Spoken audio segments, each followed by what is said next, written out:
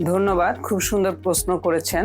আসলে ত্বকের তো অনেক রকমের সমস্যা। আমাদের স্কিন ডিজিজ প্রায় ২,৫০০ রকমের ত্বকের সমস্যা আছে। তো আমাদের কাছে রোগীরা আসে সাধারণত অনেক ভুগে তারপরে আসে। প্রথমেই আমাদের কাছে আসে না, তারা প্রথমে যায় ফার্মেসিতে যে জিজ্ঞেস করে, ভাই আমার তো এরকম একটু চুলকানি হয়েছে, এটার জন্য কি আপনি আমাকে কিছু দিতে পারেন? এবং যেহেতু আমাদের দেশে ওইভাবে ড্রাগের নিয়ন্ত্রণ নেই, ওরা যে কোনো ওষুধ যে কোনো কিছু দিয়ে দেয় রোগীদের, এবং রোগীরা সেটা সেবন করে যখন কোনো রকম রেজাল্ট পায় না বা কোনো রকম রিয়াকশন হয়, তখনই তারা চর্মরোগের ডাক্তারের সন্ধান করে এবং তখন আমরা পাই। এবং প্রাইমারি অবস্থায় খুব কম সংখ্যক রোগী আমরা পেয়ে থাকি যে প্রথম যে তার সমস্যাটা ছিল, সেই সমস্যাটা নিয়ে যে আমাদের কাছে আসে, আসলে সেই সমস্যাটা তারা অনেক রকমের ওষুধপত্র ব্যবহার করে চেহারাটা পরিবর্তন করে একটা, আমরা যেটা আমাদের ভাষায় বলি যে সেকেন্ডারি একটা ক্যারেক্টারিস্টিক্স নিয়ে চলে আসে। প্রাইমারি যে প্রথম যে সমস্যাটা থাকে,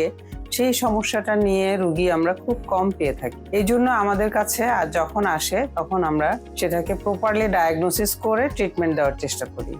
আমি সো গুড প্ল্যাটফর্মে রোগী দেখছি। আমার অ্যাপয়েন্টমেন্ট পেতে আপনারা সো গুডের সাথেই থাকুন। ধন্যবাদ। So good.